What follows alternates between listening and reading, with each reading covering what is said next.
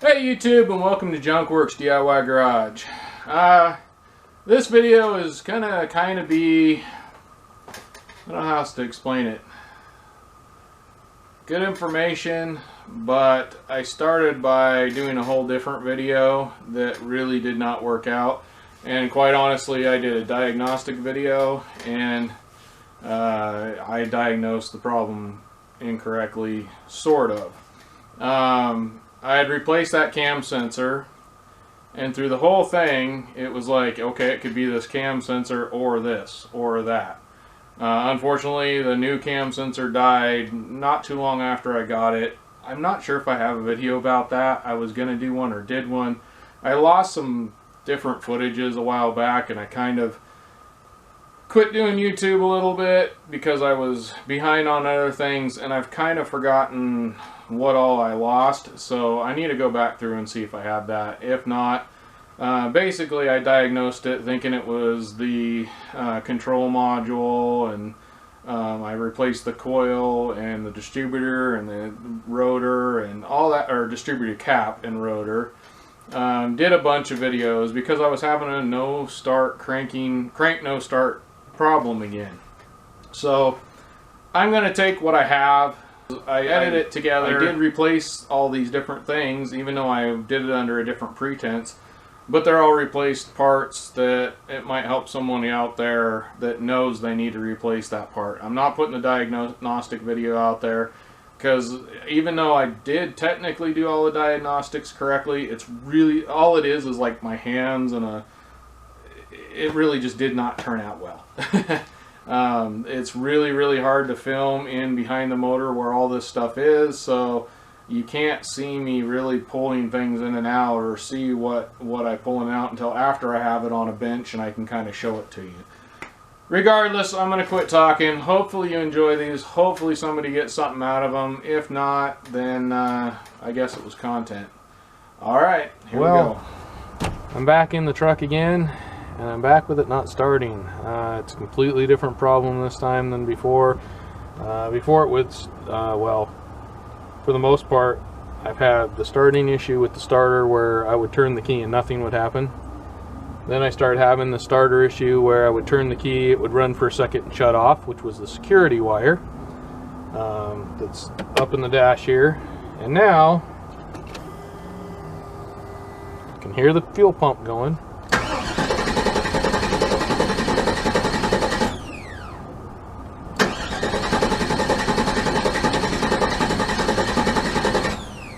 I got a crank, but no start.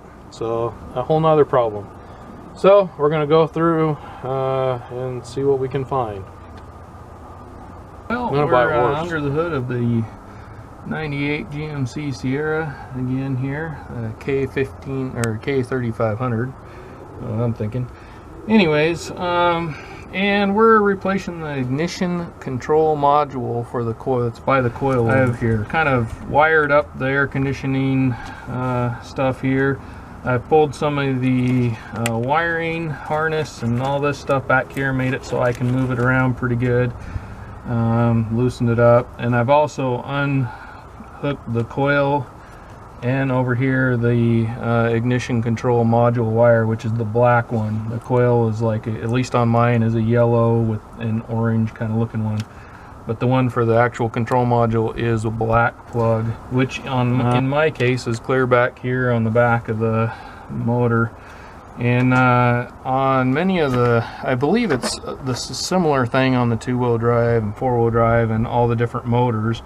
I think they use the same module. It just, I think yours is going to be easier to get to in all actuality. But if you got the big block like me, it's going to be back here, clear on the back. There we go. And I think this one actually fits a little better. So we're going to call it, the one I'm going to use is a 7/32. And I'm going to stick that on my little 1/4-inch ratchet.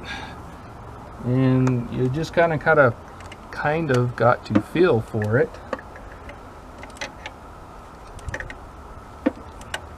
And there's just 2 screws on it. When I pull it out, I'll actually give you a closer look at it so you can see it. till then, I'm not going to film because you can't really see anything. Well, YouTube, that's it right there. And it just sits just like this in the truck, and has the screw down here and a screw down here.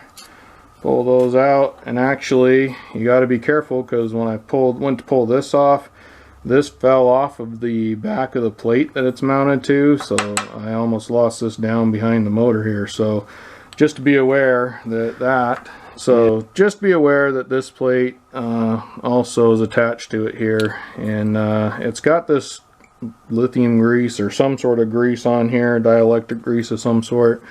So you're going to want to make sure that whenever you get your part, I believe it's just this part that we're going to replace, and I think this one we reuse, I'm pretty sure anyway.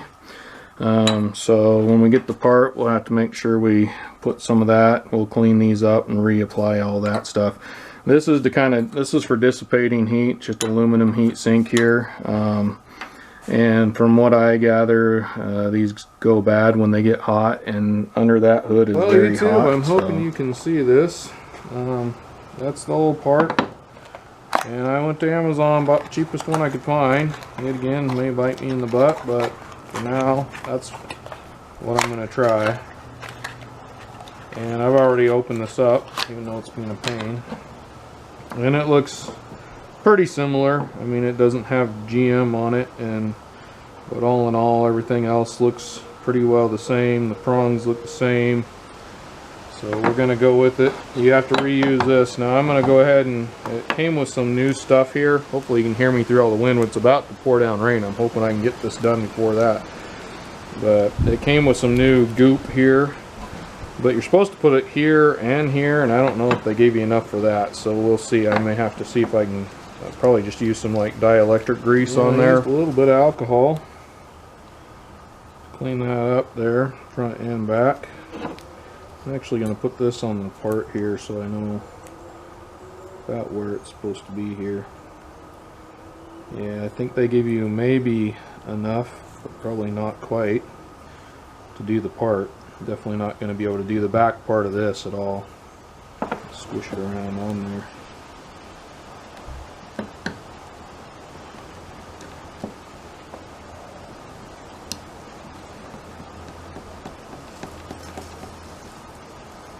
Well, that actually sticks pretty good when you do that. Now I'm going to make sure, yep, it goes this direction. It actually helps it stick on there pretty good. I'm going to go ahead and put my screws back in here for now to kind of hold it in place. And I'm going to go get some, I think about all I got is dielectric grease. I'm sure it's something similar to that they give you. But that's what I'm going to use, and hopefully it works well. Once again, that's one of those places where you get to decide what you want to use. I didn't really show you putting it back in. I kind of showed you to pulling it out, but I can't see anything back there, so therefore I can't figure out a way to get a camera back there.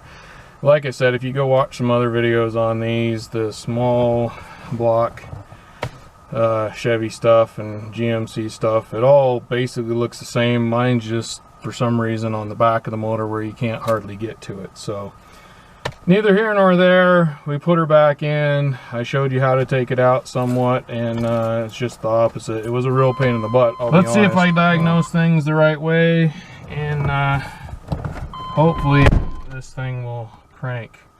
I put the fuse back in for the fuel pump.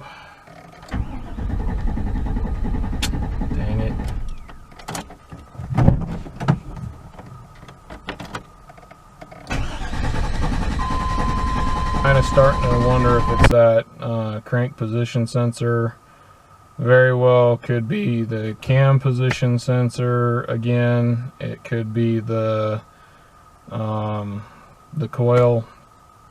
I'm going to go check and make sure I'm still not getting spark. The next thing I'm going to do is go ahead and yank this distributor cap off, and yet again it's back here where I can't film it very well. But what I can say, and I got all my spark plug wires off. You're going to be responsible to make sure you get them back in the right place, or you can have all kinds of problems.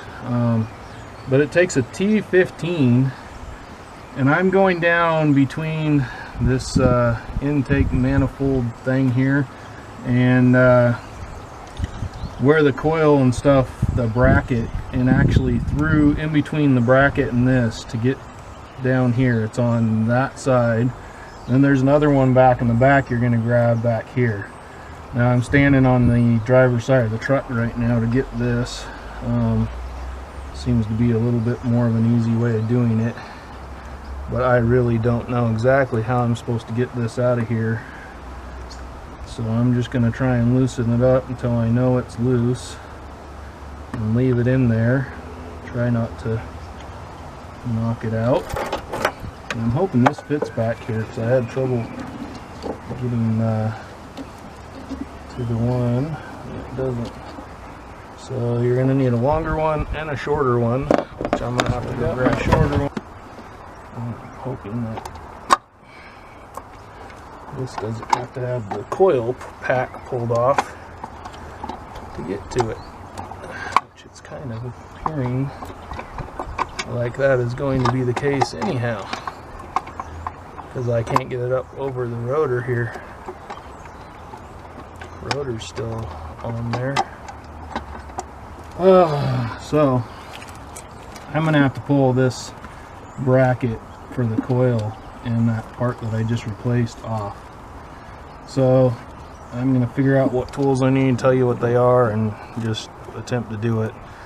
I'm really afraid it's going to start raining here pretty soon, so I need to get this done. I need to be able to drive my truck. I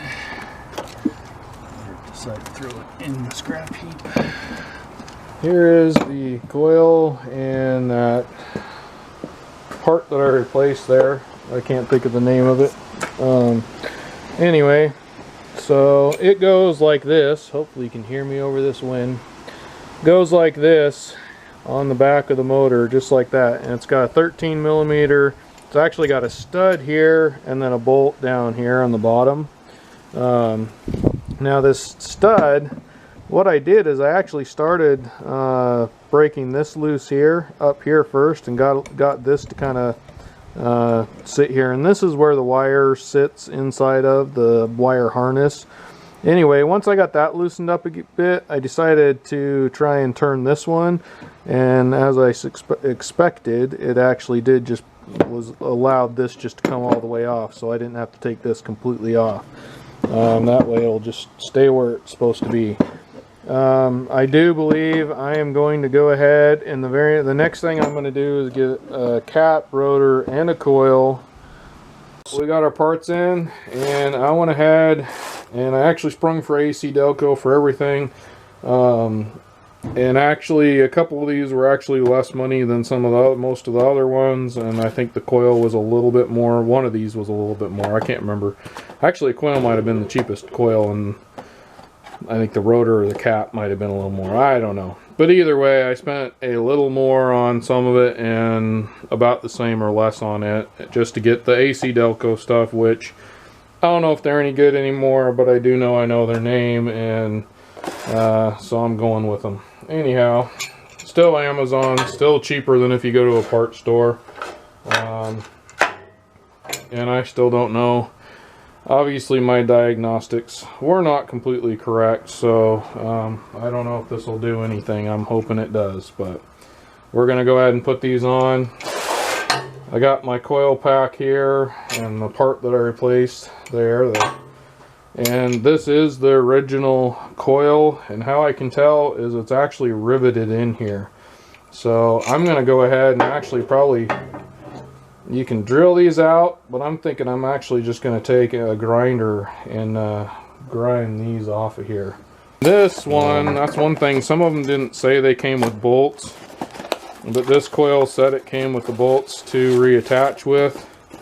So regardless of where you get it from, you want to make sure you get those bolts. And I covered this up with a rag here, ground those down, and I'm hoping I can hit them with a punch.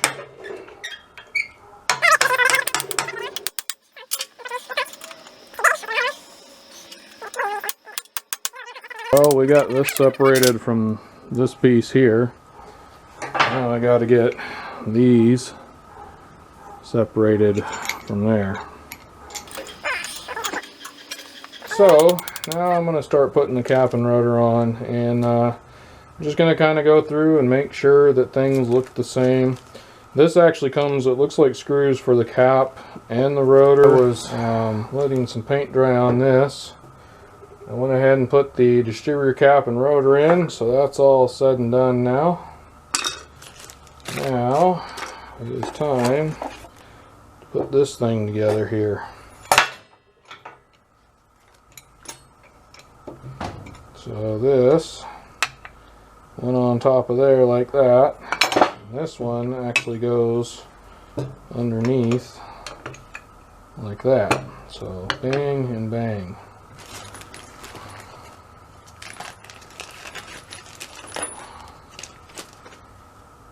And it appears it's just the nuts and bolts. That's it. You don't get any washers or lock washers, although these nuts look like they have kind of like teeth on them. They're kind of a locking nut, sort of speak. But I will probably keep an eye on these and make sure once in a while that they are tight. And just for your own knowledge, these were 7mm, the ones that came with mine anyway. Got those all tightened up. We're going to go test it in the truck. Got that sitting back there for now. We're going to kick it over and hope things work. In theory, it should be grounded decent enough. Let's cross our fingers. Fuel pump's working.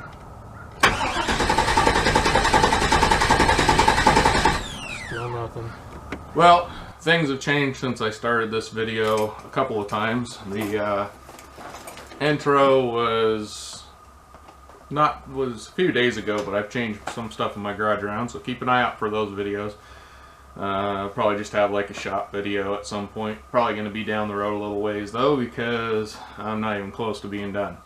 But beyond that, I also probably did this, most of this video I probably filmed over a year ago or close to a year ago. And in the end, it turned out to be that I just had bought the cheapest Amazon crankshaft sensor. I keep on having problems with that. So crank position sensor, and I keep wanting to call it a cam. It ended up being the crank position sensor that I bought from Amazon that was cheap, and it went bad. I'm thinking within a couple months of putting it in, and then I went through all this. Yet again, just put up this video because I figure there are people that are probably having problems with those particular parts, and I figured I was replacing them. I might as well do videos on it. And even though it was the wrong, like I said before, pretense, or I was planning on doing it as, oh, it fixed my problem. It didn't fix my problem. It turned out I just bought a bad part from Amazon. It happens. Sometimes you win, sometimes you lose. Like I said before, I usually win when it comes to cheap parts on Amazon. I really have only had, I think, 2 things that I really just quit working right after I bought them, and I think both of them were some sort of a sensor. So quite honestly, if you have like some sort of a sensor or electronic type thing, next time I do it, I will probably buy the next expensive one, which is what I've done. I bought the next most expensive crank position sensor on Amazon. I replaced it. I already had that video, so I don't think I did a video. I do think I did a video saying that it went bad within a couple months and how I replaced it, but I believe that video got lost somewhere. I honestly don't know. But regardless, that was my problem. This has fixed it. It's been, like I said, about a year now, or a little over, since I've done that. My truck is still running and driving fine, other than the light keeps coming on that, so I'll have a video down the road on that when I can actually get into my garage. Well, thank you for watching Junkworks DIY Garage, where I'm proud to be a jack of all, and I'm obviously a master of none. You all have a good one.